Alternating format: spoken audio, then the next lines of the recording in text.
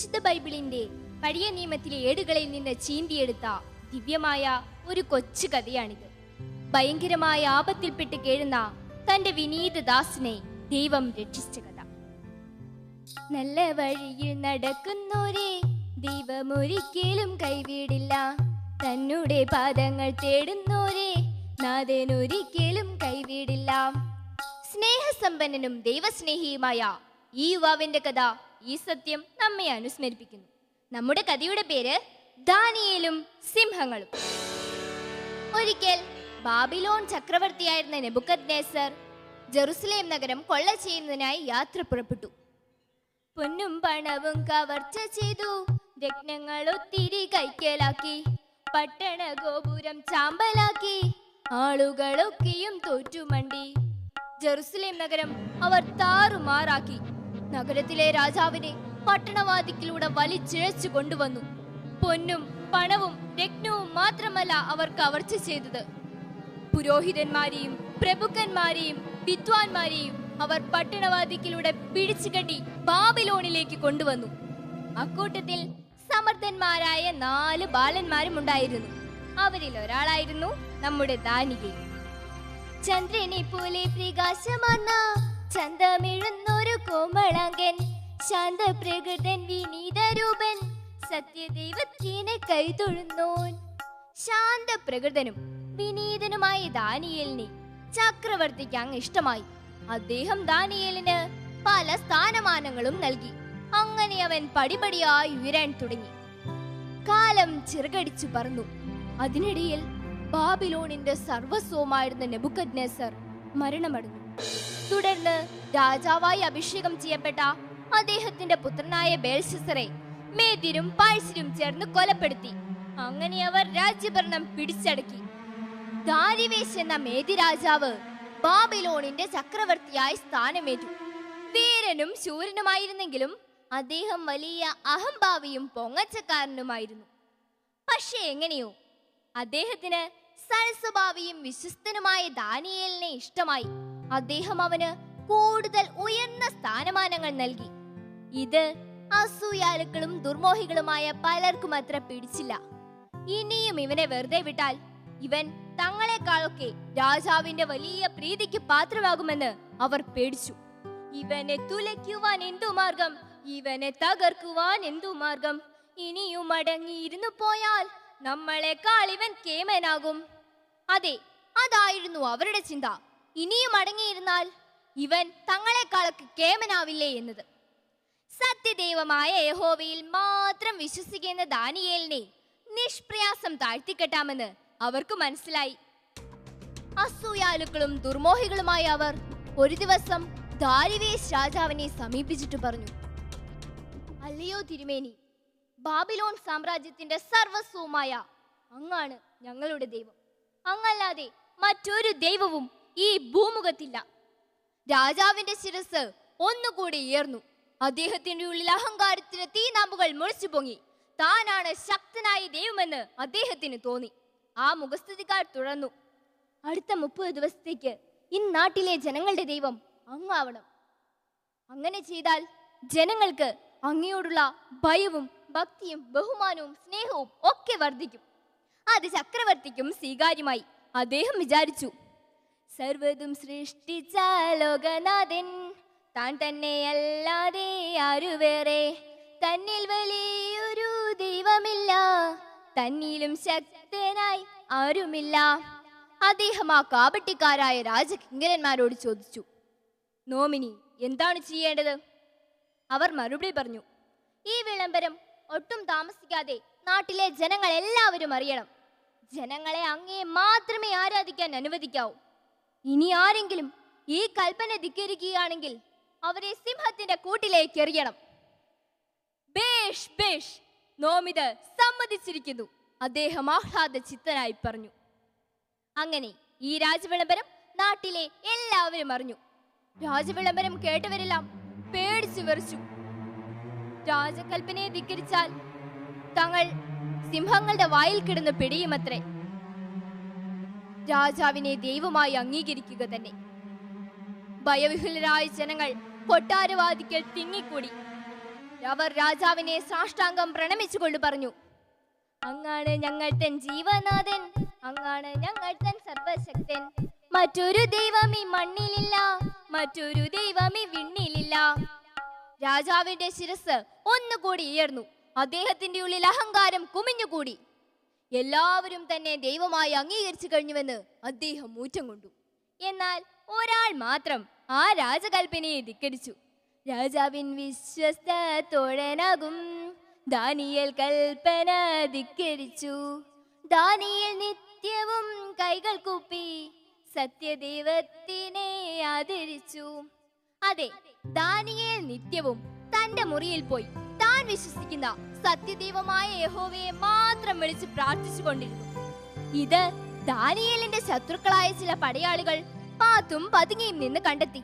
അവർ വിവരം ഉടനടി ദാരിവേശ് രാജാവിനെ അറിയിച്ചു. രാജാവ് അടിമുടി വിറച്ചു. എങ്കിൽ അവനെ തന്റെ മുന്നിൽ ഹാജരാക്കൂ, അദ്ദേഹം കൽപ്പിച്ചു. കൽപ്പന കേട്ടയുടൻ രാജകിങ്കരന്മാർ ദാനിയേലിനെ വലിച്ചഴിച്ച് രാജാവിന്റെ മുന്നിലേക്ക് കൊണ്ടുവന്നു. വിനയം കൊണ്ട് കുനിഞ്ഞ ശിരസും മന്ദഹസിക്കുന്ന ചുണ്ടുമായി നിന്ന ദാനിയേലിനെ നോക്കിക്കൊണ്ട് രാജാവ് പറഞ്ഞു, ദാനിയേൽ, അടുത്ത 30 ദിവസത്തേക്ക് ഈ നാട്ടിലെ ജനങ്ങളുടെ ദൈവം നാം ആവുന്നു. നമ്മെയല്ലാതെ മറ്റാരെയും ഈ അവസരത്തിൽ പൂജിക്കാൻ പാടില്ല. നമ്മെ പൂജിക്കാൻ നിനക്ക് സാധ്യമാണോ? ഒന്ന് മന്ദഹസിച്ചിട്ട് ദാനിയേൽ മറുപടി പറഞ്ഞു, അങ്ങൊരു രാജാവ് മാത്രമല്ലോ, നാടിന്റെ പാലകൻ മാത്രമല്ലോ. രാജാവ് ഒരിക്കലും ദൈവമല്ല, ദൈവം ഒന്നേയുള്ളൂ, സത്യദൈവം. അതെ, അതായിരുന്നു ദാനിയേലിന്റെ മറുപടി. നാട് ഭരിക്കുന്ന രാജാവ് എങ്ങനെ ദൈവമാകുമെന്ന് ദാനിയേലിന് മനസ്സിലായില്ല. ലോകത്തിൽ സത്യദൈവമായ യഹോവ മാത്രമേ ഉള്ളെന്ന് ദാനിയേൽ മനസ്സിലാക്കി കഴിഞ്ഞിരിക്കുന്നു. അദ്ദേഹത്തിന്റെ മറുപടി ദാരിവേശ് രാജാവിനെ ഒന്നുകൂടി കോപാക്രാന്തരാക്കി. അദ്ദേഹത്തിന്റെ മുഖം തൊടുത്തു, കണ്ണുകൾ ചുവന്നു, പല്ലുകൾ ഞെരിഞ്ഞു. അദ്ദേഹം അലറി, എന്താ, നീ നമ്മെ ധിക്കരിക്കുന്നുവെന്നോ? നമ്മെ ദൈവമായി അംഗീകരിക്കാൻ നിനക്ക് സാധ്യമല്ലെന്നോ? അല്ല അല്ല അല്ല, ദാനിയേൽ തർപ്പിച്ചു പറഞ്ഞു. അവന്റെ ആ ധീരമായ വാക്കുകൾക്ക് മുമ്പിൽ രാജാവ് ഒരു നിമിഷം പതറിപ്പോയി. എങ്കിലും പറഞ്ഞു, ദൈവമായി നമ്മെ കൈവണങ്ങാൻ സാധ്യമല്ലെന്നോ നിനക്കു മാത്രം. ധിക്കാരം നമ്മൾ പൊറുക്കുകയില്ല, സിംഹത്തിൻ കൂട്ടിയിൽ എറിഞ്ഞിടും നാം. അത്തരം ഭീഷണികളൊന്നും ദാനിയേലിനെ തളർത്തിയില്ല. അവൻ അനുസരണയുള്ള ഒരാട്ടിൻകുട്ടിയെ പോലെ രാജാവിന്റെ മുന്നിൽ അടിപതറാതെ നിന്നു. രാജാവിന്റെ കോപം ഇരട്ടിച്ചു. എങ്കിൽ അവനെ സിംഹങ്ങൾക്ക് ഇരയാക്കുവാൻ നാം കൽപ്പിക്കുന്നു. ആരിവിടെ? ഇവനെ വേഗം പിടിച്ചുകൊണ്ടു പോകൂ. രാജകൽപ്പന കേട്ട നേരം രാജകിങ്കരന്മാർ ഓടിയെത്തി ദാനിയേലിനെ വലിച്ചഴിച്ച് സിംഹക്കൂട്ടിലേക്ക് കൊണ്ടുപോയി. ബലം പ്രയോഗിച്ച് അവർ ദാനിയേലിനെ സിംഹക്കൂട്ടിലേക്ക് തള്ളിയിട്ടു. ദാനിയേൽ സിംഹക്കൂട്ടിലായി, ക്രൂരസിംഹങ്ങൾ തൻ കൂട്ടിലായി. ആ യുവധീരനെ കൊന്നു തിന്നാൻ സിംഹങ്ങൾ വായും പൊളിച്ചു ചെന്നു. ഈ ദൃശ്യം കണ്ടയുടൻ രാജകിങ്കരന്മാർ കണ്ണും പൊത്തിക്കൊണ്ട് ഓടിപ്പോയി. നേരം രാത്രിയായി. അതാ സിംഹങ്ങളുടെ കൂട്ടിൽ നിന്ന് ഒരു ഭയങ്കരമായ അലർച്ച കേട്ടുകൊണ്ടിരിക്കുന്നു. ആ രാത്രി രാജാവ് ഉറങ്ങിയില്ല. സ്നേഹസ്വരൂപനായ ദാനിയേലിനെ താൻ സിംഹങ്ങൾക്ക് ഇരയാക്കിയല്ലോ എന്നോർത്ത് ആ മനസ്സ് വെന്തു നീറി. തിരുമേനി കണ്ണൊന്നും പൂട്ടിയില്ല, കണ്ണൊന്ന് പൂട്ടാൻ കഴിഞ്ഞതില്ല. സ്നേഹസ്വരൂപനം ദാനിയേലിൻ തൂമുഖം മുന്നിൽ തെളിഞ്ഞു നിന്നു. ദാനിയേലിന്റെ ഓമനത്വം തുളുമ്പുന്ന മുഖം തന്റെ മുന്നിൽ ഒരു പ്രകാശനാളം പോലെ തെളിഞ്ഞു നിൽക്കുന്നുണ്ടായിരുന്നു. ദാനിയേൽ, നിന്നെ നാം സിംഹങ്ങൾക്ക് ഇരയാക്കിയല്ലോ എന്ന് നിലവിളിച്ചുകൊണ്ട് രാജാവ് സിംഹക്കൂട്ടിലേക്ക് ഓടിപ്പോകുന്നു. തിരുമേനി, ഈ സിംഹങ്ങൾ എന്നെ കൊന്നിട്ടില്ല. ഞാനിതാ ഇതിനകത്തുണ്ട്, ജീവനോടെ. അത് ദാനിയേലിന്റെ ശബ്ദമായിരുന്നു. ദാനിയേലിനെ സിംഹങ്ങൾ കടിച്ചു കൊന്നിട്ടില്ല. രാജാവ് അത്ഭുതം കൂറുന്ന മിഴികളുമായി ദാനിയേലിനെ നോക്കിക്കൊണ്ട് പറഞ്ഞു, എന്ത്? നമുക്ക് നമ്മുടെ സ്വന്തം കണ്ണുകളെ വിശ്വസിക്കാൻ സാധിക്കുന്നില്ല. നിന്നെ ഈ ക്രൂരസിംഹങ്ങൾ കടിച്ചു കൊന്നില്ലെന്നോ? ഇല്ല തിരുമേനി, ഇല്ല. ഞാൻ വിശ്വസിക്കുന്ന എന്റെ ദൈവമായ യഹോവ ഈ സിംഹങ്ങളുടെ വാ അടിച്ചു കളഞ്ഞു. ദൈവം നിത്യനും ശക്തനും സർവവ്യാപിയുമാണ്. രാജാവ് ഒരു നിമിഷം പകച്ചു നിന്നുവെങ്കിലും ആനന്ദ കണ്ണീരോടി അവനെ കെട്ടിപ്പുണർന്നുകൊണ്ട് പറഞ്ഞു, ക്രൂരസിംഹങ്ങൾ തൻ വായടയ്ക്കാൻ അത്രയ്ക്ക് ശക്തനോ നിന്റെ ദൈവം? എങ്കിൽ ആ ദൈവത്തിൻ മുന്നിൽ നാമും കൂപ്പുന്നു കൈകൾ കൂട്ടുകാരാ. അങ്ങനെ ദാരിവേശ് രാജാവ് യഥാർത്ഥ ദൈവത്തെ തന്നെ ആരാധിക്കാൻ തുടങ്ങി. യഥാർത്ഥ ദൈവത്തെ തനിക്ക് കാണിച്ചു തന്ന ദാനിയേലിനെ അദ്ദേഹം ജീവന്റെ ജീവനായി സ്നേഹിച്ചു.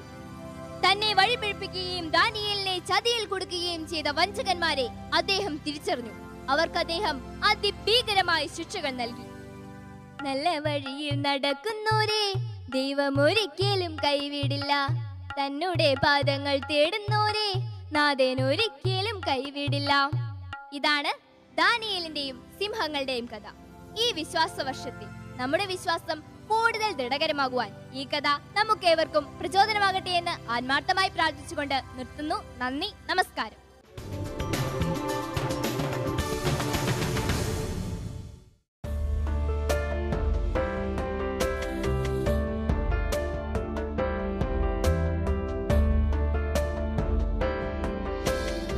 കുടിയേറ്റത്തിന്റെ കഷ്ടപ്പാടുകളിൽ മാതാപിതാക്കൾക്കൊപ്പം കന്നിമണ്ണിൽ പണിയെടുത്തു വളർന്ന 2 യുവാക്കൾ.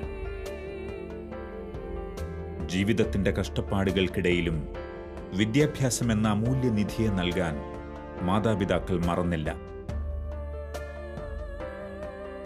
ഉറ്റവരുടെയും ഉടയവരുടെയും ചില്ലിത്തുട്ടുകൾ പഠന സഹായമായി അവരിലെത്തിയപ്പോൾ വിദ്യാഭ്യാസത്തിന്റെ പുതുവഴികൾ അവർക്ക് മുൻപിൽ തുറന്നു.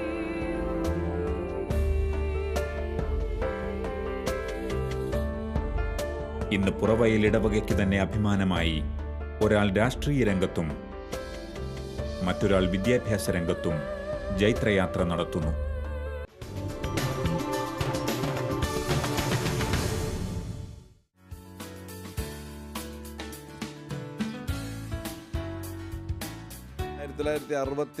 ഞങ്ങൾ കൂട്ടുകുടുംബം, വല്യപ്പനും അമ്മയും എല്ലാമുള്ള കൂട്ടുകുടുംബമാണ് തൊടുപുഴയിൽ നിന്ന് പുറവയലിൽ വന്നത്. തൊടുപുഴയിൽ സാമാന്യേന കൃഷിയും കാര്യങ്ങളും ഉണ്ടായിരുന്നു. ഞാൻ അവിടെയാണ് പ്രൈമറി വിദ്യാഭ്യാസം നടത്തിയത്. മൈലക്കൊമ്പ് LP സ്കൂളിലാണ്.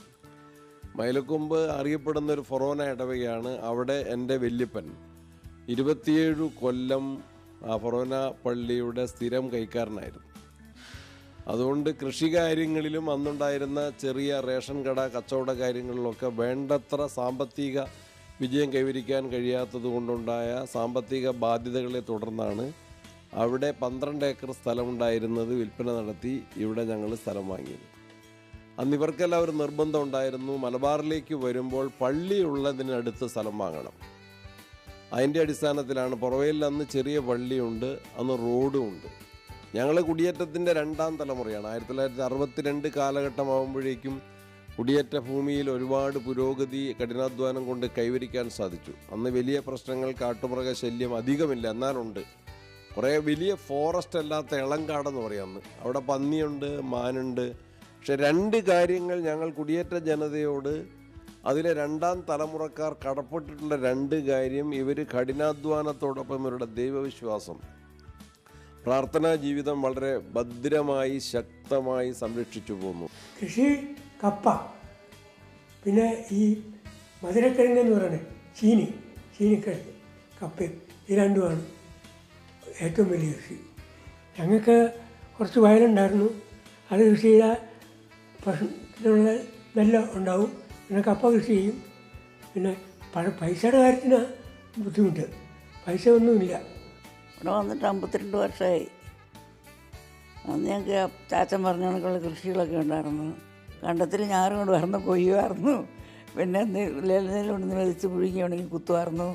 ഇത് ഞങ്ങൾ അന്നത്തെ അവിടുത്തെ വികാരിയായിരുന്ന അടക്കത്തോട്ടത്തിൽ അച്ഛനാണ്. അദ്ദേഹം പള്ളിയിൽ ക്ലബ്ബ് ഉണ്ടാക്കി, വോളിബോൾ ടീം ഉണ്ടാക്കി, ക്യാരംസ് കളി, ആർട്സ് ക്ലബ്ബ് ഉണ്ടാക്കി, പെരുന്നാളിന് നാടകമാക്കി, നാടുണരുന്നു എന്ന് പറഞ്ഞ നാടകം നടത്തിയത്, ഇരുട്ടിൻ്റെ ആത്മാവ്, ഇതൊക്കെ ഞങ്ങൾ ഓർമ്മിക്കുകയാണ്. അങ്ങനെയുള്ള സാമൂഹ്യ പ്രവർത്തനത്തോടെ ലിങ്ക് ചെയ്തു. ആധ്യാത്മിക പ്രവർത്തനത്തിൻ്റെ കൂടെ വികസന പ്രവർത്തനങ്ങളും സാമൂഹ്യ പ്രവർത്തനങ്ങളും ലിങ്ക് ചെയ്തു. അന്ന് അച്ഛൻ്റെ കൂടെ അൾത്താര സംഘത്തിൽ അച്ഛൻ്റെ തൊട്ടടുത്ത് നിന്ന ഈ ബാലനാണ് ഞാൻ. അച്ഛൻ്റെ ഇപ്പുറത്ത് നിൽക്കുന്നത് എൻ്റെ അനുജൻ ബെൻസാണ്. ഈ തൊട്ടുപുറകിൽ, അച്ഛനെ തൊട്ടുരുമി തൊട്ടുപുറകിൽ നിൽക്കുന്നതാണ് CJ Jose IAS, Cheeramattam, Gujarat IAS കേഡറിലെ സീനിയർ ഉദ്യോഗസ്ഥനാണ്. ഇവിടെ പള്ളിയിലെ അൾത്താര സംഘത്തിലും മിഷൻ ലീഗിലും ഒരു ഘട്ടത്തിൽ അച്ഛൻ്റെ കുശിനിക്കാരനായിട്ട് പോലും ശ്രീ ജോസ് ജോലി ചെയ്തുകൊണ്ടാണ് പഠിച്ചത്. മറ്റൊരാൾ കിഴക്കമ്പുറം ജോർജ് അച്ഛൻ, ഇപ്പോൾ മാനന്തവാടി രൂപതയിൽ വൈദിക സേവനം അനുഭവിക്കുന്ന കിഴക്കമ്പുറം ജോർജ് അച്ഛൻ. ഈ ഇടവകയിലെ നിന്നയാളുകൾ പള്ളിയുമായിട്ടും അന്നത്തെ അൾത്താര ബാലന്മാരായിട്ട് നിന്നവർക്ക് സാമൂഹ്യ ജീവിതത്തിൽ ഇന്ന് എനിക്ക് ജനപ്രതിനിധിയാകാൻ സാധിച്ചു. CJ ജോസ് ഉയർന്ന IAS ഉദ്യോഗസ്ഥനായി, മറ്റൊരാൾ വൈദികനായി, എൻ്റെ അനുജനാണെങ്കിലും ബാങ്ക് മാനേജരായി. അതിനെല്ലാം ഞങ്ങൾക്ക് വലിയ പ്രചോദനം നൽകിയത് ഇവരുടെ എല്ലാം കഠിനാധ്വാനമാണ്. മണ്ണ് പണിയെടുക്കുക, തൂമ്പ കൊണ്ട് കളയ്ക്കുക. ഞാനിവിടെ അൾത്താര സംഘത്തിലുള്ളത് കൊണ്ട് എനിക്ക് സഭാകമ്പം എനിക്ക് കുറഞ്ഞു കിട്ടി.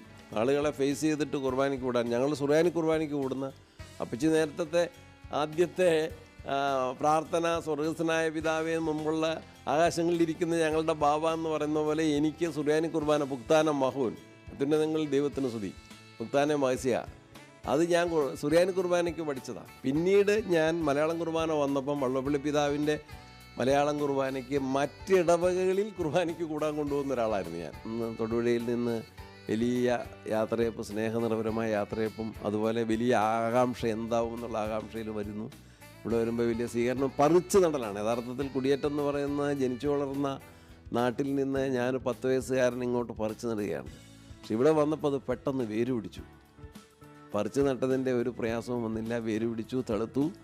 ഇവിടെ ബന്ധങ്ങൾ കൂടുതൽ ഊഷ്മളമായി. വിദ്യാർത്ഥി ജീവിതം വളരെ കളർഫുള്ളായി, വളരെ പ്രതീക്ഷാനിർഭരമായി. അതനുസരിച്ച് മുന്നോട്ട് കൊണ്ടുപോയി. എന്നാൽ സാമ്പത്തിക ഞെരുക്കങ്ങൾ കർശനമായിരുന്നു. പക്ഷേ ആ സാമ്പത്തിക പ്രതിസന്ധി കൊണ്ടുണ്ടായത് ഒരു വലിയ ലക്ഷ്യബോധമാണ്. ഇതിനെ മറികടക്കണം എന്നൊരു ദൃഢനിശ്ചയത്തിലുള്ള അതിനുള്ളൊരു മാർഗം വിദ്യാഭ്യാസമാണ്, സഹകരണമാണ് എന്ന നിലയ്ക്കുള്ള ഒരു വലിയ അറ്റംപ്റ്റ് അതിനു വേണ്ടി നടന്നു.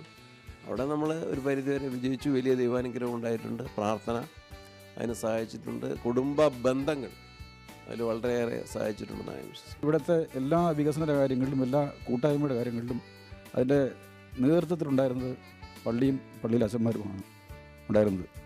അപ്പോൾ അതിനോടെല്ലാം സഹകരിച്ച് പ്രവർത്തിക്കാൻ സാധിച്ചിട്ടുണ്ട്.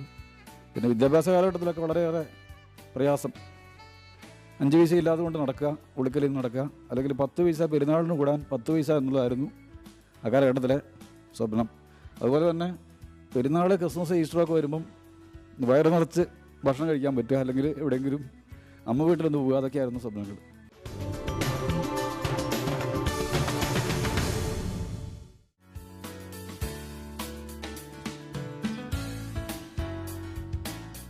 ഒരു ഓർമ്മ എന്ന് പറയുന്നത് ഞങ്ങളുടെയൊക്കെ വിദ്യാഭ്യാസ കാലഘട്ടത്തെക്കുറിച്ച് തന്നെയാണ് പറയാനുള്ളത്.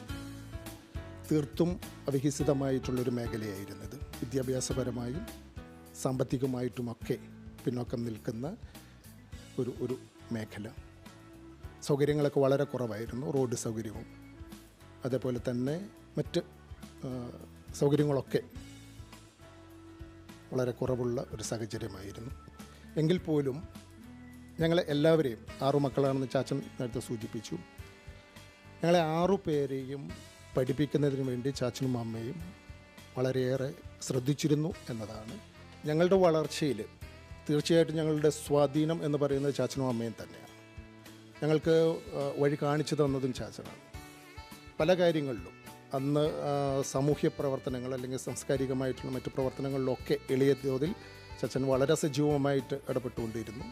അപ്പോൾ നന്മയുടെ ഒരു വഴിയിലൂടെ മക്കളെ നടത്തണം എന്നുള്ള അദ്ദേഹത്തിൻ്റെ ആ ഒരു നിർബന്ധ ബുദ്ധി അതായിരുന്നു വിദ്യാഭ്യാസം നൽകുന്നതിന് മാത്രമല്ല അദ്ദേഹത്തിൻ്റെ ജീവിതത്തിലൂടെ അദ്ദേഹം കാണിച്ചു തന്നതാണ്. മറ്റുള്ളവർക്ക് സഹായം ചെയ്യുന്നതിനും അതുപോലെ തന്നെ നല്ല രീതിയിൽ മുന്നോട്ട് പോകുന്നതിനും ഞങ്ങളെ ഏറ്റവും കൂടുതൽ അടിസ്ഥാനപരമായി ഞങ്ങൾക്ക് കിട്ടിയിരിക്കുന്ന എല്ലാ ഗുണങ്ങളും ഞങ്ങളുടെ മാതാപിതാക്കളിൽ നിന്ന് തന്നെയാണ്.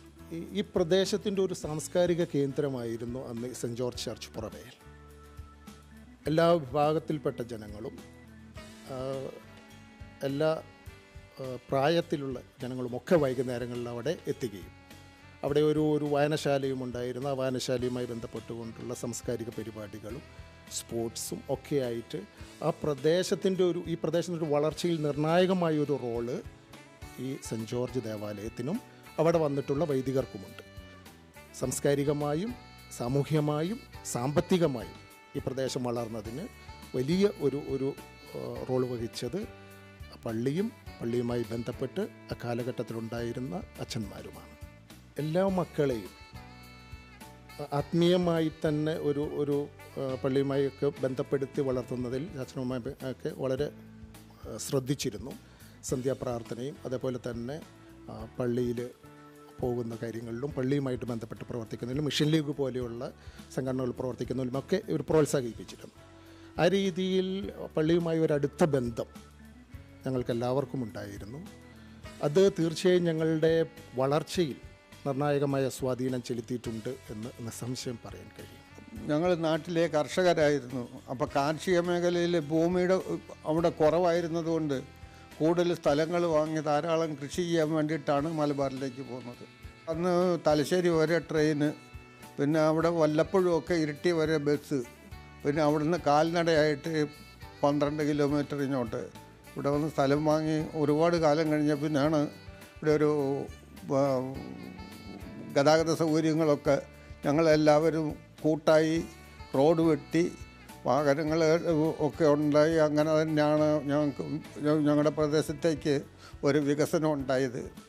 അന്ന് റോഡുകളില്ല, ഗതാഗത സൗകര്യം ഇല്ലെന്ന് മാത്രമല്ല, മറ്റൊരു വകയും വൈദ്യസഹായമോ വിദ്യാഭ്യാസ സൗകര്യങ്ങളോ അതുപോലുള്ള ഗവൺമെൻറ് ഒരു സ്ഥാപനങ്ങളോ ഒന്നും തന്നെ ഞങ്ങളുടെ നാട്ടിലുണ്ടായിരുന്നില്ല. വീട് പിന്നെ ഇല്ലായിരുന്നു. ഈ വയനാടമ്പുല്ലോ മറ്റോ ഒക്കെ കൊണ്ടായിട്ട് ചെറിയ ആലകൾ കെട്ടി മേഞ്ഞ് അവിടെയാണ് താമസിച്ചുകൊണ്ടിരുന്നത്. കൃഷി ആദ്യകാലങ്ങളിൽ കൃഷി ചെയ്ത് നെല്ല്, കപ്പ, തെരുവ ഇങ്ങനെയുള്ള കൃഷികളാണ് ആദ്യം ചെയ്തിരുന്നത്. അത് കഴിഞ്ഞ് പിന്നെ ചീനിക്കിഴങ്ങായി, ഇഞ്ചിക്കൃഷിയായി, പിന്നെ കശുമാവ് തോട്ടായി, പിന്നെ അതങ്ങനെ റബ്ബർ കൃഷിയായി, ഇങ്ങനെ പലതരം കൃഷികൾ അങ്ങനെ വന്നു. പുരോഗതി തന്നെ ഞങ്ങളുടെ വരവും കൃഷിയും മറ്റുമൊക്കെ തന്നെ. മാർക്കറ്റ് തലശ്ശേരി, കോഴിക്കോട് ഇങ്ങനെയൊക്കെ തന്നെ. പിന്നെ ഈ ഉണക്ക സാധനങ്ങളൊക്കെ തന്നെ പിന്നെ ഇരിട്ടിയിൽ ഒക്കെ കൊടുക്കും. പച്ചയൊക്കെ ആണെങ്കിൽ തലശ്ശേരിയിലും കോഴിക്കോടും കൊണ്ട് കൊടുക്കണം. കാളവണ്ടി ഇവിടെ ഈ ഭാഗത്തൊന്നും ഇല്ലായിരുന്നു, കാളവണ്ടിയൊന്നുമില്ല. പിന്നെ കുറച്ച് കാലം കഴിഞ്ഞപ്പോൾ ഇങ്ങനെ ഈ വലിയ ഒരു പിന്നെ ട്രക്ക് ഇവിടെ ഇരട്ടിക്കാരുടെയൊക്കെ ആയിട്ട് അതിങ്ങനെ ആളെ ഒക്കെ കയറ്റി ഇങ്ങനെ ഓടിക്കൊണ്ടിരുന്നു. അപ്പോൾ അത് വർഷകാലം വരുമ്പോൾ ഒരു വാഹനവും വരികയില്ല. പിന്നെ മഴ മാറിയിട്ട് ഒരു വൃശ്ചികമാസമൊക്കെ, തുലാമാസം വൃശ്ചികമാസം കഴിയുമ്പോഴാണ് ജീപ്പോ ട്രക്കോ ഒക്കെ വരുന്നത്. ഇവിടെ വന്ന് ഒരു 4 മാസത്തേക്ക് ഒരു വണ്ടിയുടെ ഹോറൻ ശബ്ദം പോലും കേൾക്കാൻ കഴിയില്ലായിരുന്നു ആ കാലത്ത്. ഒപ്പം തന്നെ പണിയെടുക്കുക, പറമ്പിലും പണിയെടുക്കുമായിരുന്നു, വീട്ടിലും പണിയെടുക്കും. അങ്ങനെ ഇവിടെ വന്നതിന് ശേഷമായിരുന്നല്ലോ കല്യാണം. അങ്ങനെ എല്ലാ പണിയൊക്കെ എടുത്ത് അങ്ങനെ ഉള്ളതുകൊണ്ടല്ല സന്തോഷത്തോടു കൂടി സുഖമായിട്ട് ജീവിച്ചു. ഒത്തിരി കഷ്ടപ്പാടുകളും ബുദ്ധിമുട്ടുകളും ഒക്കെ ഉണ്ടായിട്ടുണ്ട്. തന്നെ പണികളൊക്കെ, വീട്ടുപണികളും പിള്ളേരെ വളർത്തലും ആരും സഹായിക്കാനൊന്നുമില്ല. അമ്മയും അപ്പനും ഒന്നുമില്ല. പിന്നെ ഞങ്ങൾ മാത്രമേ ഉള്ളൂ. പുറമേ ആടും കന്നുകാലിയും എല്ലാം ഉണ്ട്, അതുങ്ങളെ നോക്കണം. അങ്ങനെയൊക്കെ ഒത്തിരി കഷ്ടപ്പെട്ടു. അതിനെല്ലാം ദൈവം ഫലം തന്നു. സന്തോഷത്തോടു കൂടി ഇന്നിപ്പം ജീവിക്കുന്നുണ്ട്.